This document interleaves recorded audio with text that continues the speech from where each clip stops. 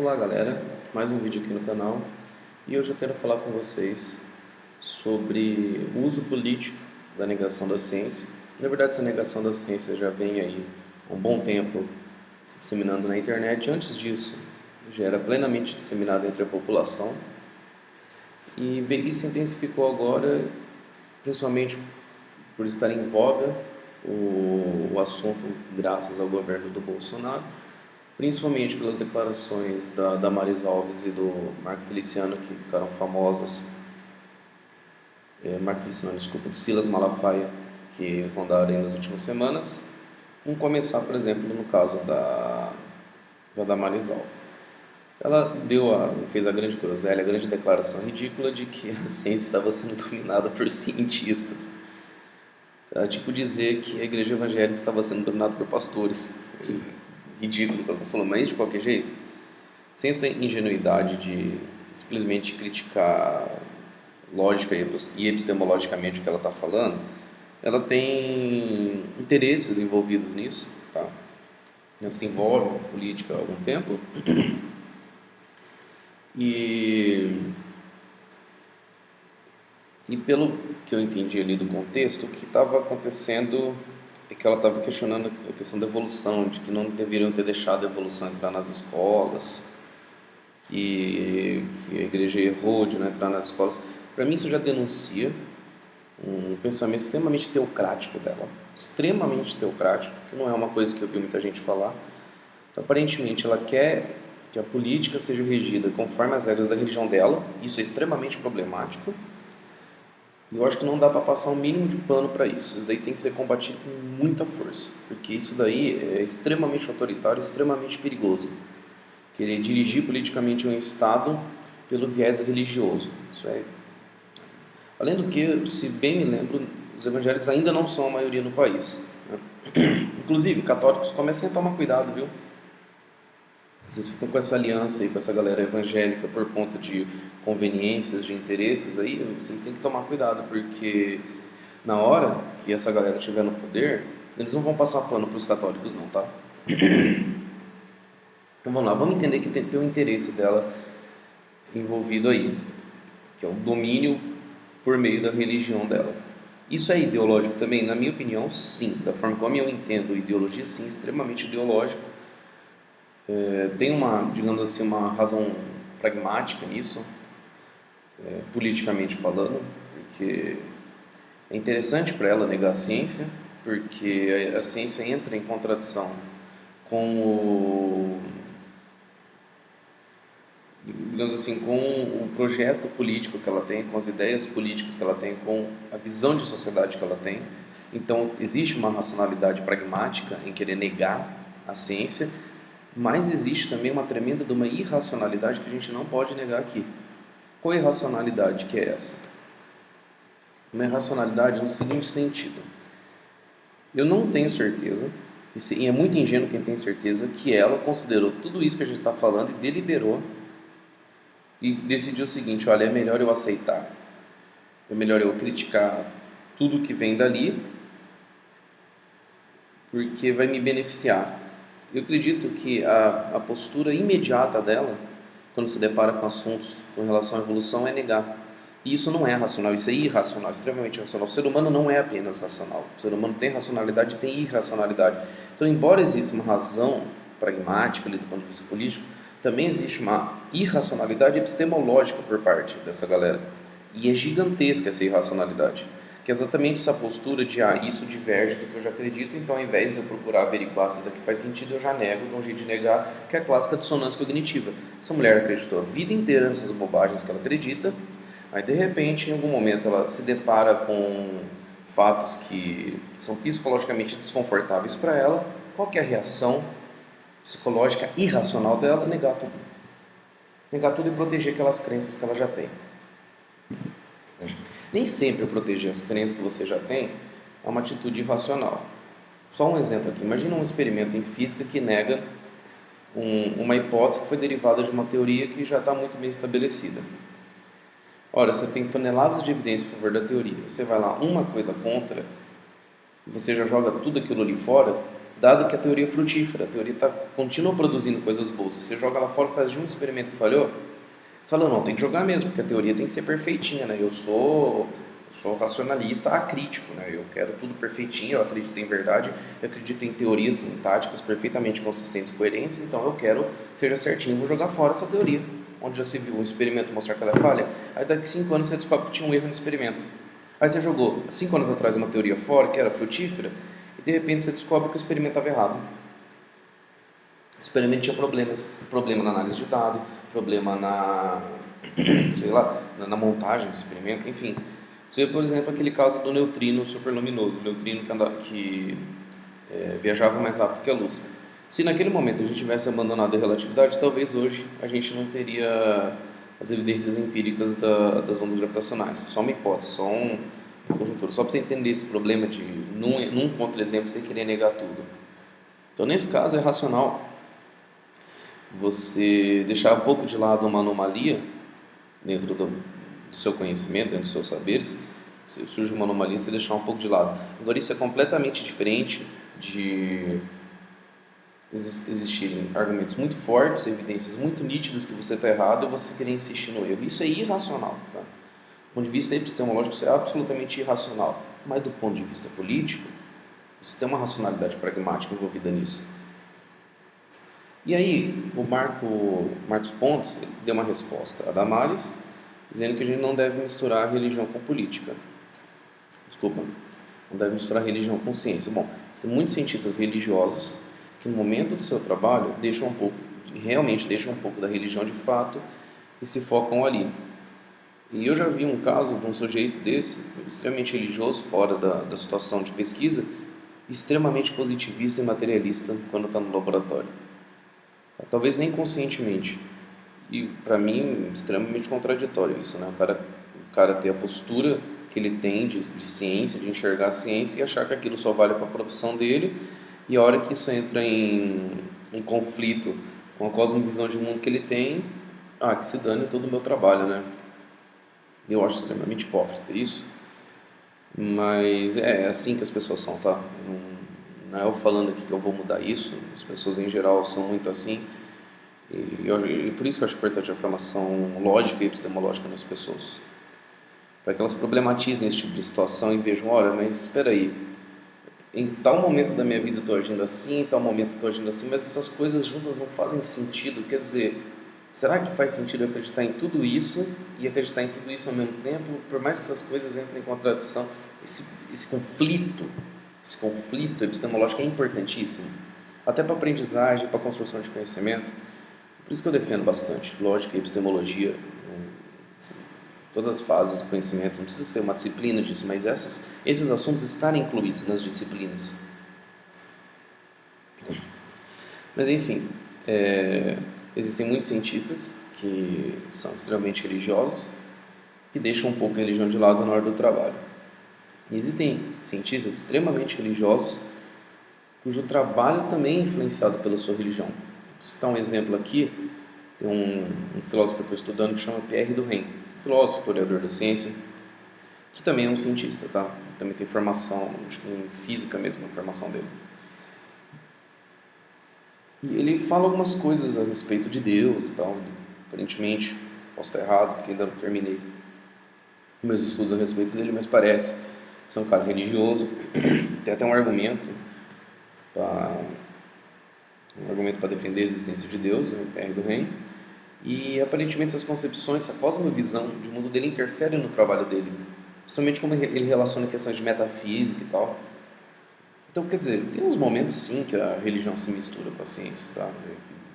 Olhar para a história da ciência e negar isso é hipocrisia. O Newton mesmo, Newton tem textos a respeito de teologia também, e até um texto que eu li esses tempos atrás no mestrado, é extremamente interessante, discutindo essa questão do Newton, e você chegava que assim, sempre se tentou negar o Newton como o alquimista, o Newton da teologia, sempre tentou se negar esses caras e fica só com aquela imagem racional do Newton do princípio e do ótica.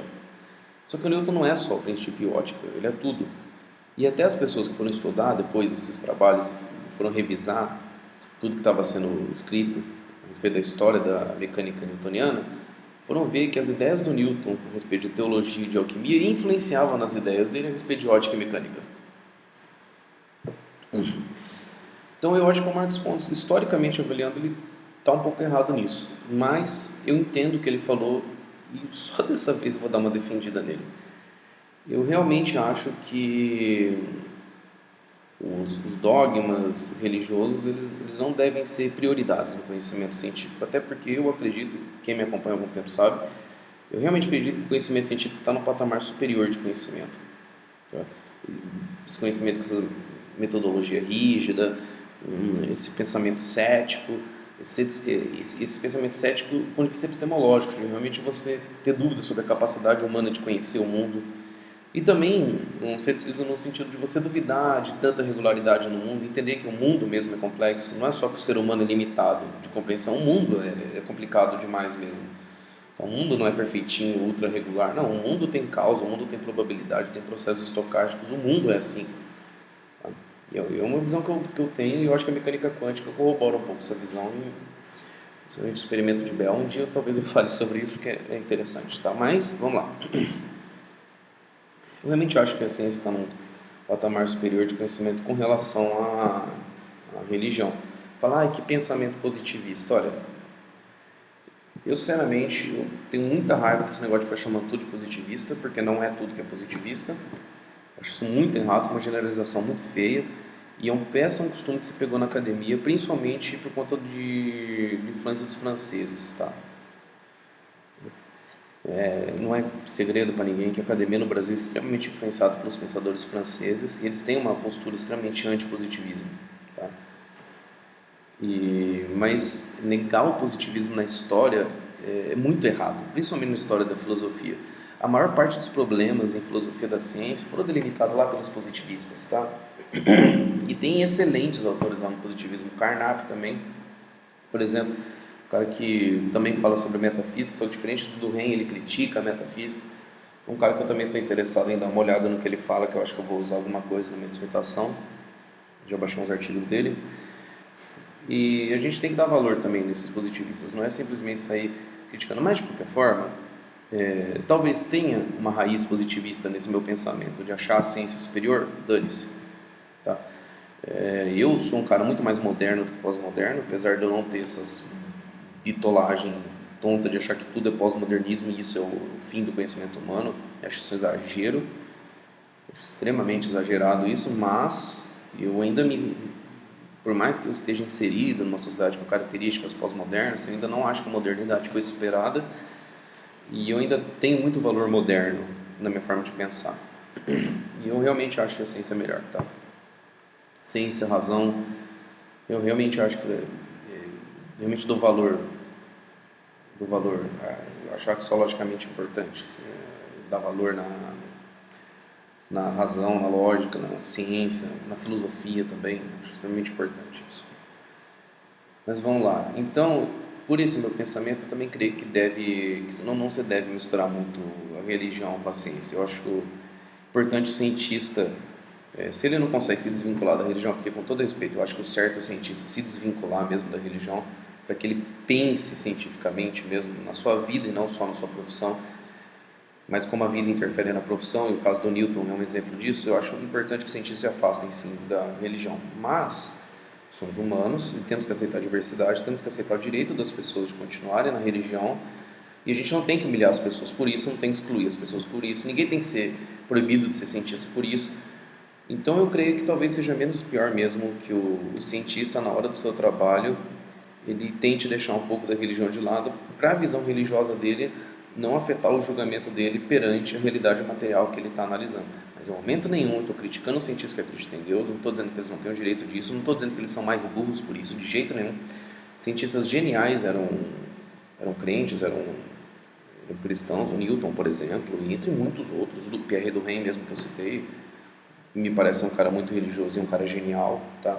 Então, em nenhum momento eu querendo dizer que é menos inteligente, mas a minha forma de enxergar a ciência, eu sou materialista, sou racionalista, então eu não gosto de misturar a ciência com religião. E eu entendo que talvez o Marcos Pontes não tenha essa visão com essa profundidade que eu tenho, não que a minha visão seja muito profunda também, mas eu acho que ele não tem tanta profundidade nessa análise quanto eu tive aqui para falar para vocês, mas eu acho que se a gente simplificar um pouco o pensamento, é mais ou menos isso que ele deve querer dizer, tá?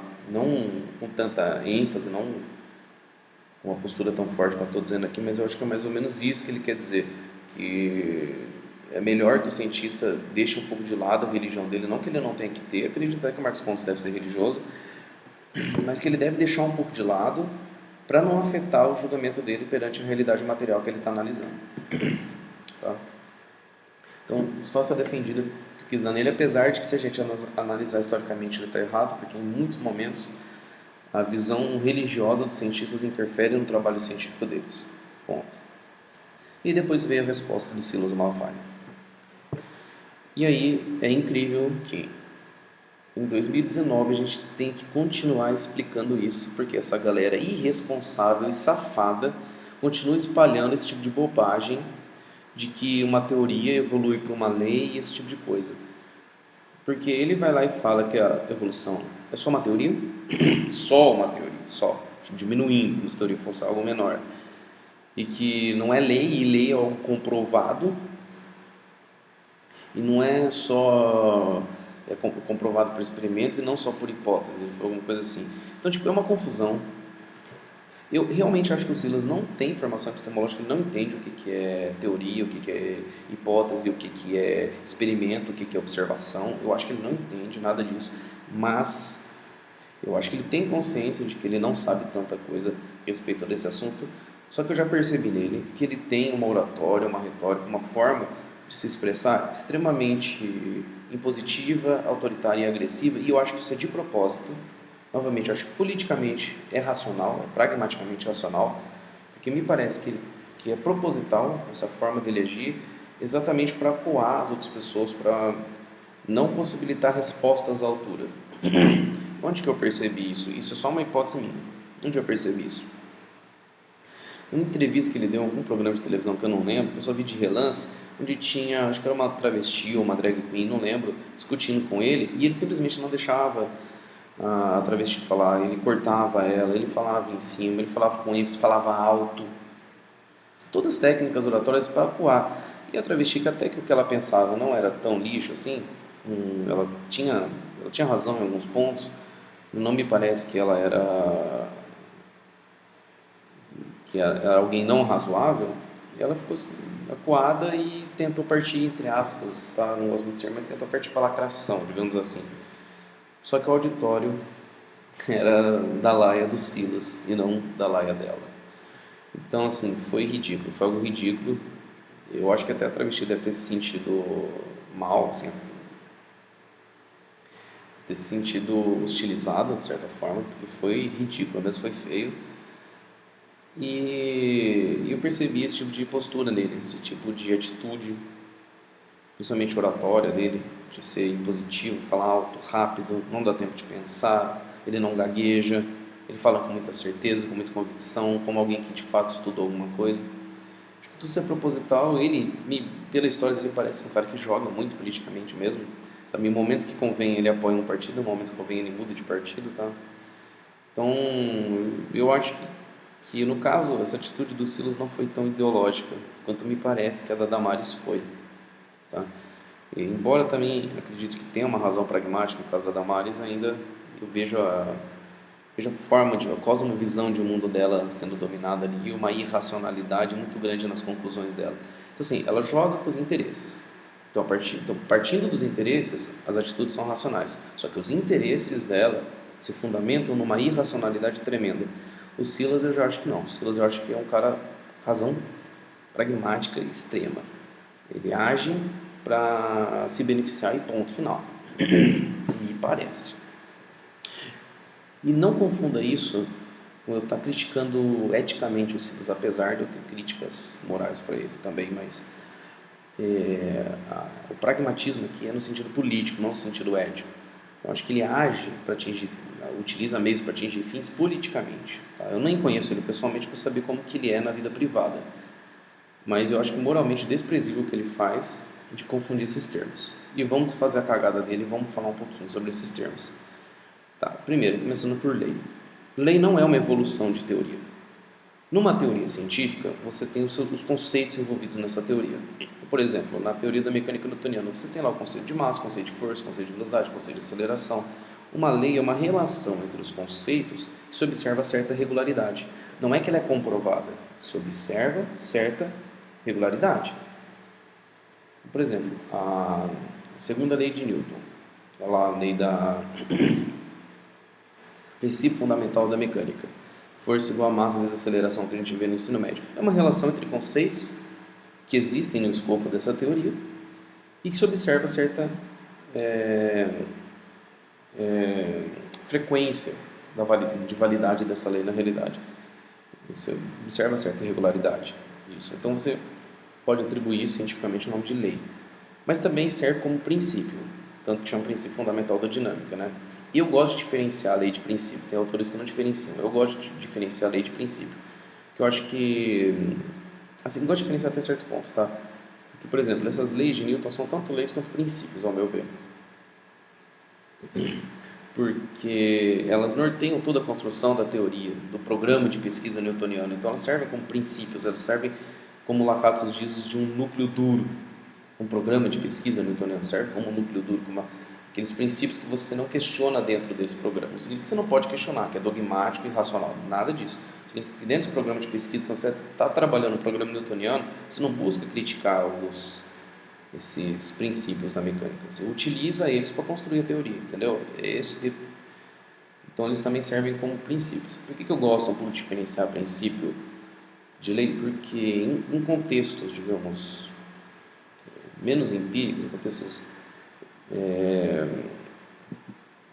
talvez filosóficos, por exemplo, talvez é melhor chamar alguma coisa de princípio do que de lei, tá? E também isso é só uma opinião até meio estética, assim, do jeito que eu gosto de organizar as coisas, tá? Então, sei lá, você produz lá uma teoria filosófica e dentro dessa teoria você tem os princípios dela. Eu prefiro chamar de princípios do que de lei, exatamente na questão da regularidade que a palavra lei carrega. Carrega essa necessidade de existir uma regularidade. Que a palavra princípio para mim não nem tanto, entendeu? Mas como eu falei, muita gente trabalha igual com esses dois conceitos. É importante que vocês entendam que são parecidos, tá? É importante que vocês entendam que ambos são relações entre conceitos, né, que vivem no escopo dessa teoria.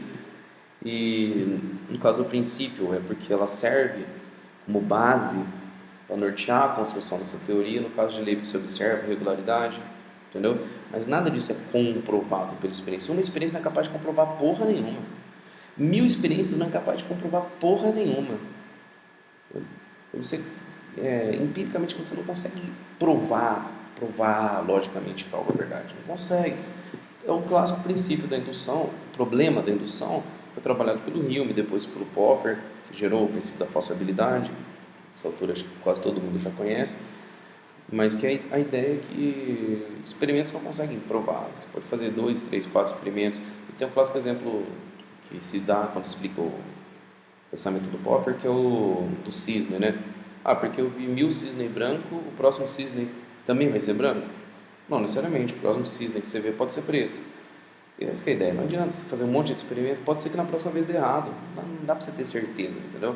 Então essa ideia de que você comprova uma lei, que você comprova um princípio, para mim é idiota. Do ponto de vista lógico, do ponto de vista epistemológico, é simplesmente idiota, não faz sentido nenhum. E, novamente, por isso que eu critico também moralmente Silas, porque é um puta de um desserviço que ele faz, que ele confunde, explica errado os conceitos, as pessoas vão internalizar os conceitos da maneira errada que ele explicou, cara. Isso é muito sério. E o que mais? Que ele falou também da hipótese e da teoria, né? A teoria, ela já é uma estrutura organizada de conhecimento. E dentro dela tem leis, princípios, enfim. Então a teoria é algo bem maior, bem mais completo. A teoria pressupõe que consiga explicar os fenômenos da realidade, predizer novos fenômenos. E a teoria, assim, digamos, é o mais alto grau de conhecimento científico. Para algo chegar a ser uma teoria, precisa de muita coisa. Não é eu chegar aqui, vou elaborar uma teoria aqui. Não, eu estou elaborando uma teorização. E mesmo para elaborar uma teorização, eu já tenho que ter muita coisa para me embasar. Começar a teorizar alguma coisa, tá? Muitas vezes se começa por modelos bem simples. muitas vezes por modelos fenomenológicos, que são modelos que simplesmente buscam relacionar as coisas, mas não conseguem explicar causa e consequência, não conseguem explicar. Muitas vezes começa assim. Muitos modelos utilizados para a construção da teoria atômica eram fenomenológicos, tinha modelos fenomenológicos ali no meio. Na história da ciência vai ver um monte de modelos fenomenológicos, tá? São esses que simplesmente relacionam. É o que o Mário Bunge chama também de modelos do tipo caixa preta, de avião, sabe? Exatamente não tá todas as informações ali das causas, das explicações de por que é assim. Ele te dá as informações ali, as relações, tal coisa aconteceu, isso tem a ver com isso, mas não te explica como. Ele te falta a explicação do porquê, entendeu? Às vezes até te dá o como, mas não dá o porquê. Muitas vezes isso começa assim. Depois quando você tem vários modelos, você consegue construir uma teorização que depois vira uma teoria. Então isso é muito complicado. Tem muita síntese para chegar numa teoria. Newton não tirou do cu a teoria da mecânica newtoniana. Tinha muita coisa já feita. O Galileu fez muita coisa. Ainda no Robert Hooke também já tinha feito algumas coisas que o Newton usou. Eu não tenho certeza, mas acho que sim. Enfim, o Newton ele sintetizou muita coisa. Ele teorizou muita coisa e depois ganhou o status de teoria mesmo, tá? Então, teoria é algo com status muito grande dentro do conhecimento científico.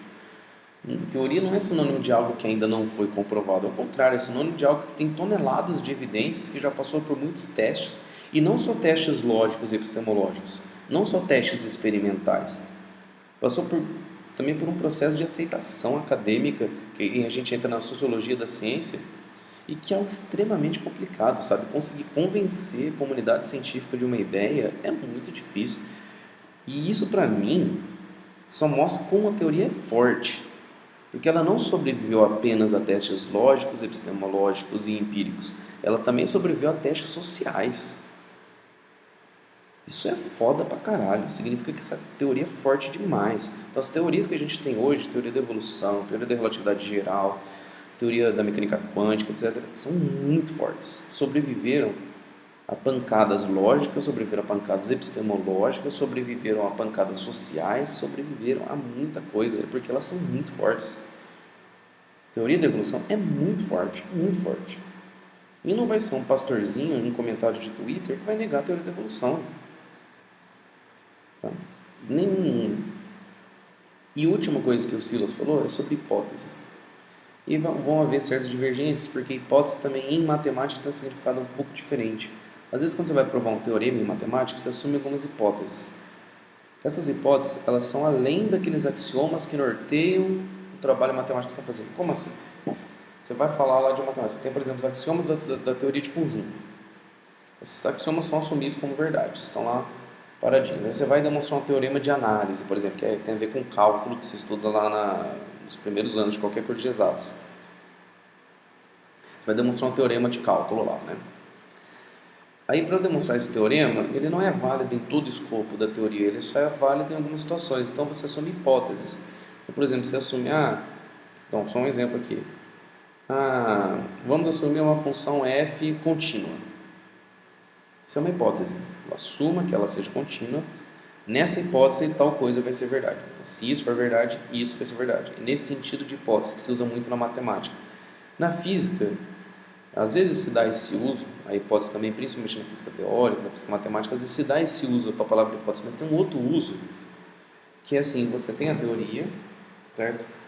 Aí, às vezes você, em cima da teoria, você faz um modelo, tem aqueles modelos que você faz antes da teoria, mas tem esses modelos que você faz depois da teoria. Você está com a teoria aqui, você utiliza ela para construir um modelo para explicar alguma coisa da realidade. Por exemplo, você utiliza a mecânica newtoniana, a teoria da mecânica newtoniana, para construir um modelo para explicar o pêndulo. Então, o pêndulo, lá que você estuda no ensino médio, é um modelo. Modelo que veio da teoria newtoniana. Beleza, então, o pêndulo. Aí, esse modelo do pêndulo, ele te dá uma previsão. Certo? E essa previsão que você realizou em cima da teoria é uma hipótese. Então, qual que é a sua hipótese? Por exemplo, uma hipótese científica, nesse caso do pêndulo. O período do pêndulo ele se relaciona de tal forma com as grandezas dele lá. Por exemplo, o comprimento, tal, com a aceleração da gravidade no local, se relaciona dessa forma. Então, você monta uma equação lá e fala, essa é a minha hipótese, isso daqui tem a ver com isso, desse jeito. Isso é uma hipótese científica. Tá? Então a hipótese não são conjunturas que você fica fazendo à toa aí, né? E outra coisa, conjuntura também, uma palavra ruim. Hipóteses não são viagens, não são deliberações que você fica fazendo porque está com vontade para você inventar desculpa para defender alguma teoria. Não, não é nada disso. Hipótese tem esse uso matemático e também tem esse uso um pouco mais empírico, um pouco mais científico, que se usa muito na física, que é quando você prevê um resultado, uma relação entre variáveis em cima da teoria, em cima do modelo, você chama isso de hipótese, que é exatamente o que você vai testar no experimento. E na verdade, eu sou da ideia que não é exatamente a hipótese que você testa, porque a hipótese também tem idealizações ali, né? Então eu falo que todo teste é indireto, nesse sentido, tá? Nesse sentido, tudo bem? Porque senão já tem físico experimental que você vê que vai querer me matar, não é indireto no sentido que a gente fala na física experimental, que é no sentido filosófico. É indireto porque para mim não é nem a hipótese diretamente que você testa, porque a hipótese é idealizada, né? O que você testa é uma correspondência entre a hipótese e a realidade, né? Que é essa ideia de você ser um realista científico, como eu defendo, assim, tá? É a ideia de vários filósofos falam sobre esse problema. Tem o Michel Paty na França, por exemplo, o Mário Bunge, um cara que eu gosto muito, também fala sobre isso, e muitos outros. Então, mas só voltando, agora que eu consegui explicar esses conceitos errados do Silas com um pouco de conteúdo filosófico decente para vocês, eu só quero deixar claro uma última mensagem que é muito importante. Vocês têm que entender o uso político que as pessoas estão fazendo da negação da ciência. Para eles é interessante. Para as pessoas em geral é bom que a evolução seja falsa, que tenha argumentos contra a evolução, porque é psicologicamente confortável para a pessoa não ter que negar toda a religião, toda a cultura na qual ela foi criada. Essa questão cultural é importante. Para as pessoas em geral é muito importante. As pessoas em geral não estão preocupadas com uma construção racional do conhecimento, uma validação racional e social do conhecimento. Elas não estão preocupadas com isso. Elas querem viver a vidinha delas, elas não querem ter que lidar com contradições, elas não querem ter que lidar com incertezas, tá? E isso é um problema do ser humano mesmo, e para mim é um problema mesmo, porque isso atrapalha o ser humano na busca da construção do conhecimento e tal. Então, para mim é problemático mesmo, mas é assim que funciona. Não adianta ele ficar dando murro em ponta de faca aqui e fingir que o ser humano vai deixar de ser assim do dia para noite. Nem sei se vai deixar de ser assim um dia, mas com certeza se deixar de ser assim não vai ser do dia para noite. Então é mais ou menos isso que as pessoas querem. Por isso que é importante formação científica de qualidade, com informação lógica, com formação epistemológica, com crítica, entendendo a real natureza da ciência, que é um termo que a gente usa muito no ensino, a natureza da ciência. Quer dizer, como que é a natureza, como que é a ciência, o que é a ciência, qual que é a natureza da ciência, entendeu? Muito importante esse tipo de discussão para que as pessoas não caiam nessa conversa fiada do Silas Malafaia, que é pragmático. Então, o Silas Malafaia ele é extremamente racional nessas atitudes dele, nessas falas dele, muito. Ele não é idiota como as pessoas querem acreditar, não.